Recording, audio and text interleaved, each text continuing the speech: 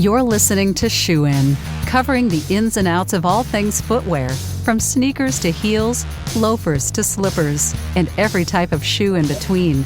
Brought to you by the FDRA, the Footwear Industries Association focused on retail, trade, politics, and fashion, helping create and enhance conversations on all things footwear.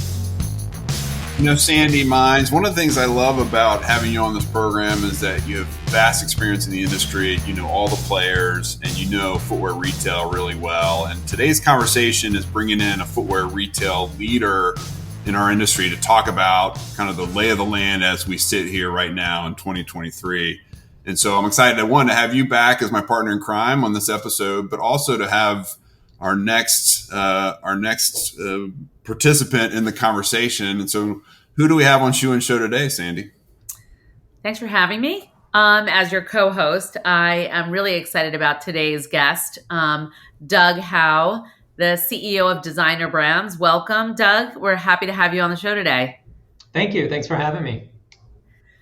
We always start out at the top of our show with asking people about their shoe story. How did you get into the industry?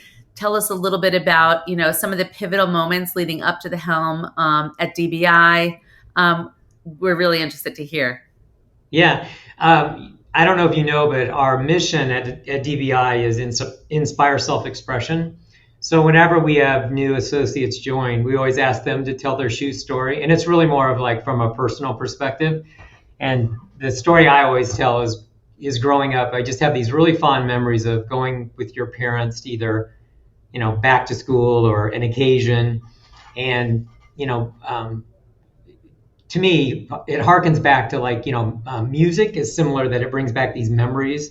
I think like shoe shopping for me brings back those memories as well. And I remember when, I was like 11 or 12 years old, and I convinced my parents that I wanted to have these two-tone Oxford platform shoes, which I'm sure I looked ridiculous in with like bell bottoms and what have you. But it's like those moments that I think back on just how powerful the category is and how passionate, customers get about it. And you always reflect, kind of positively back on those memories. From a business perspective, I started my career kind of a traditional executive trainee program as a merchandise trainee. So that's how I kind of professionally started down the journey of my executive career as it relates to a shoe story. That's great. You've had a big road in the retail land, right? You've worked at Walmart and Kohl's and a bunch of different retail environments. And we're all interested to hear about what your perspective is on how the shoe industry is very different than some of the other industries. I mean, I know it firsthand. I've grown up in a footwear family. I understand the footwear world and landscape, but I'm always interested to hear from other people how it's different, why it's exciting, what's so different about it. Yeah, what you said, Sandi, that resonated with me is family, because how I would describe the industry is it does feel like it's very family oriented. There are still a lot of very large footwear brands that are still controlled by families, but I even think beyond that, it's very engaging, it's very inclusive. It feels different than many of the other categories that I've been involved in or led as it relates to their, I'm not to say there's not huge brands and huge corporations, obviously, in the footwear category, but it just feels like it's more kind of family oriented, more collaborative, more inclusive versus some of the other industries, which I very much enjoy. I think it's, we say this all the time, this business is all about relationships with customers, brand partners, et cetera. And I think that is really, really true in the footwear industry. That's very true. And many times you come into the footwear family and you really don't leave, right? You start to circulate, You see the same people, you build the same relationships and new ones along the way. But once you're in, you're kind of in, you really struggle to get out. Yeah, it definitely gets in your blood, but I think just people are so passionate about the category. Yeah, I think some people might call it a mafia, but we'll leave it at that.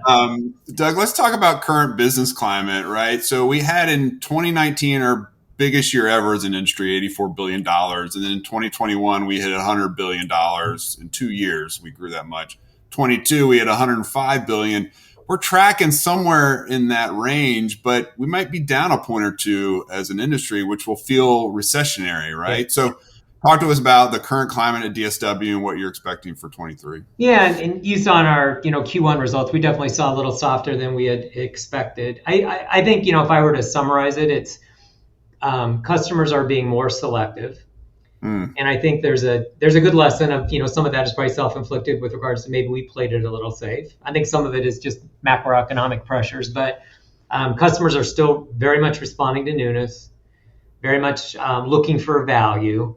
So, again, how I would summarize it overall is you got to work a little bit harder to kind of get his and her attention.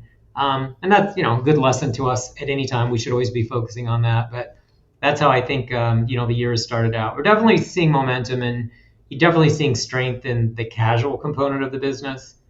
I think everyone's trying to understand, what is the new normal? 3 years in, we're still figuring that out. But the casualization of America doesn't feel like it's going away anytime soon. One of the silver linings from the pandemic were people were wearing more athletic and athleisure, and they wanted to be comfortable. I don't think they're willing to give that up. So I think that's definitely going to continue in the future. Yeah, I agree with that. They aren't giving that up. And that brings me to my next topic, and that's the question of Nike and bringing Nike back into the DSW fold. I remember at the time, 18 months ago, when Nike was pulling out of a number of different accounts, and a lot of analysts thought, this is going to be short-lived because retail's not static. Inventory levels aren't static. So talk to us about the reemergence of Nike at DSW and how those conversations went down when you reconstituted the brand into your market. Yeah, for sure. Kind of going back to family and relationships. I mean, this industry is all about relationships. As soon as I arrived, and the team had already been doing this, we reached out to, continue that relationship and that dialogue. They've been great partners, and it's really, really from, checking in, how's everything going, updating them on our strategy. We have a very strong penetration and market share in female customers and women's apparel or footwear, obviously. So, that's a differentiator for us. We wanted to make sure that they, understood that and fully appreciated that. So it's just, we began to engage in the conversations of what could that look like to be able to re-engage. Like I said, they've been great partners. They've been very receptive to think about, how do we make it be a win-win? We want to bring the brand to life in the way that they would want it to be. We continue to share, our customers continue to ask for it. And, that definitely, they heard that obviously. So, just over kind of weeks and months started gaining momentum, and, obviously we're very, very happy with the outcome for this holiday. That's great. It seems like you guys really are looking at bringing on some new assortment to your stores and to your company. And I'm interested to hear a little bit about your strategy about that too. I mean, you have some great brands, Lucky and Jessica Simpson, and some of the others are doing pretty well. And I really want to hear about Keds. I was a big fan growing up, and I was excited to see that you brought on Keds recently. And I wanted to hear about some of your thought process behind that and what you're looking for in the future with Keds, and also some new brands, moving ahead. Yeah, no, absolutely. I think that the team is doing an amazing job of just focusing on, how do you continue to evolve the product portfolio? And I always have kind of historically kind of thought about it as it is like a stock portfolio, right? You want to lean into what's working. You want to have diversification. You always kind of want to be looking around the corner at what's next. So, it was just about a year ago when, we had started having conversations around as relates to own brands. We didn't have any presence or ownership in anything in the athletic or athleisure category. And now fast forward, we made the acquisition of Topo Athletic. We talked about the agreement and the partnership with Le Tigre, which we're super excited to be launching coming up in August. And then we acquired Keds. So in, 12 short months, a lot of work and effort, but we've been able to establish a pretty strong foothold in that category. So we're excited about each of them. And again, they all have different differentiators and values that they'll bring to the customers, but we're excited about each of them. To your point on Keds, I mean, unbelievable heritage on a brand.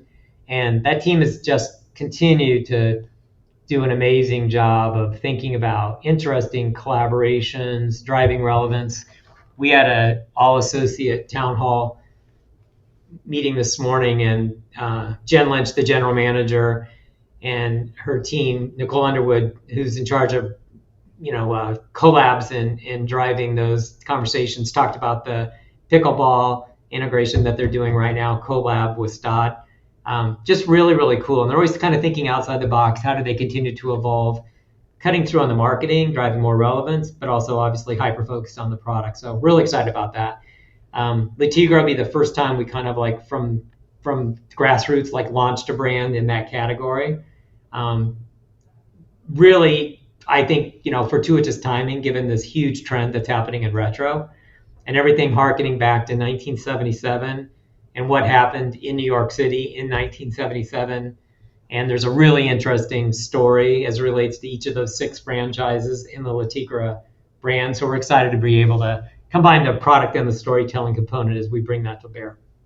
What are some of those stories? 'Cause that's the year I was born. So I have quite an interest in what was happening in 1977 in New York City.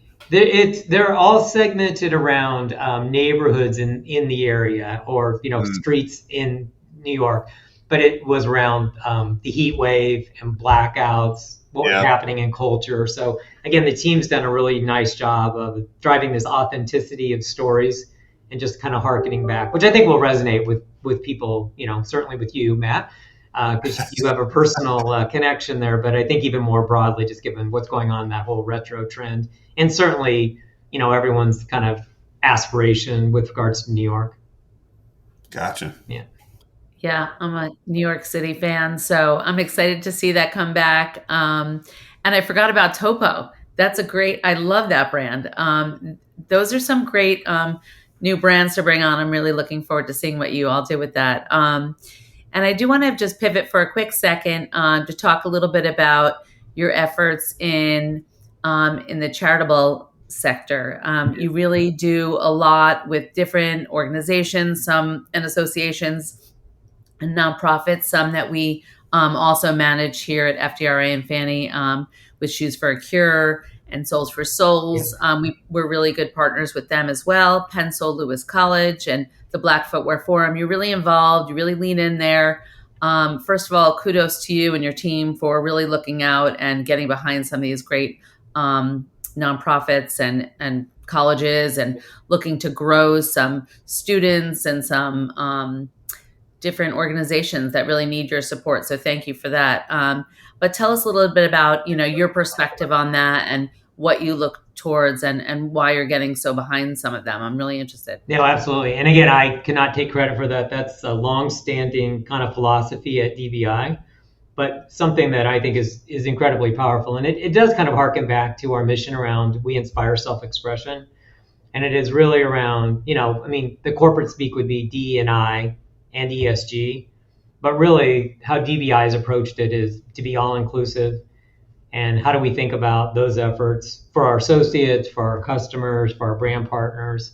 There are, so many different kind of drumbeats of activity that's happening as it relates to that.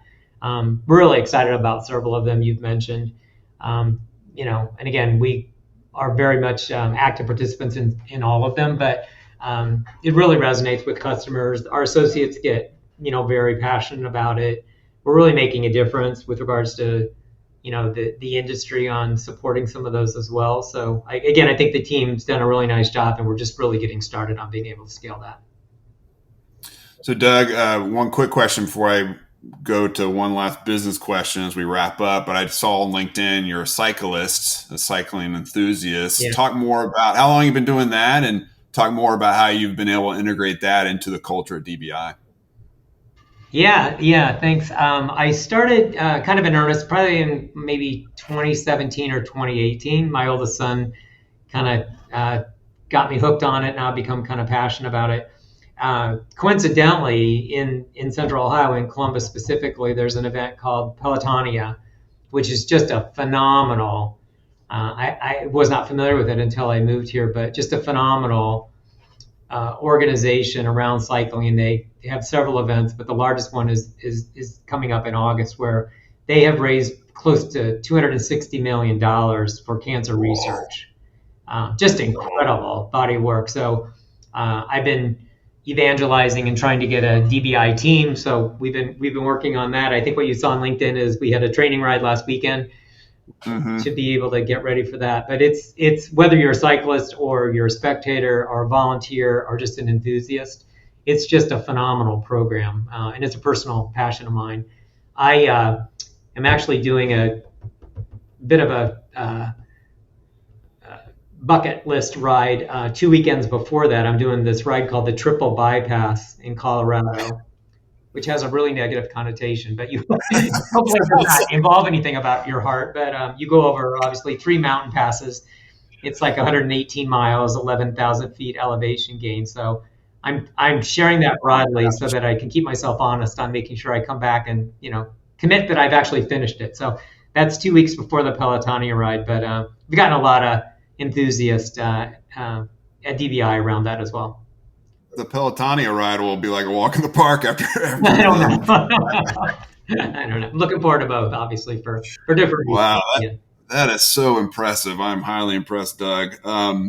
Let me wrap up our conversation and ask you this question. As let's say we're having this conversation a year from now, 2024, what do you think are going to be the big themes over the next 365 days for footwear retail, for DBI and DSW, for the consumer, for the economy? I know, easy answers, these really easy questions, but what's your perspective as we head over the next year? Yeah, I mean, I wish I had a crystal ball. I think, we've had so many conversations around, everybody thought they had 2021 figured out and then 2022, now 2023. So, what is the new normal? Maybe there isn't one. I'm very much a believer, and I do think it's going to be a fairly quick recovery. I think that just, given everything that the teams are focusing on, and specifically as it relates to DBI, we just have so many cool and new initiatives that we're implementing, and I think a lot of those will start to get traction. I think there's definitely going to be more excitement. The teams have been focusing more on, kind of surprising and delighting the customer more than they ever have through product and how we bring that to life and experience. Mentioned some of the new brands that we have in place, and still we do our overwhelming majority with our great national brand partners. So I'm optimistic, honestly, about how the back half of 23 and then 2024 plays out. That's awesome. We love optimism on this program. I'm hearing very similar things from other retailers in this space. And so whatever kind of hiccup we see in the economy will be short-lived. It won't be that deep of a trench, and that many of our companies are well positioned to take advantage. And we're hearing that even at market as more and more retailers are starting to place orders to refresh inventory and to get fresh and new product out there. So it sounds like you guys are no different. You're well positioned to take advantage of what's hopefully a rising consumer that gets back out there and starts purchasing here soon. Yeah, I mean, we're learning every day, right? And teams are focused on it, obviously, but it's definitely not getting any easier. But we have a great team focusing on that and spending a lot of time on it, obviously.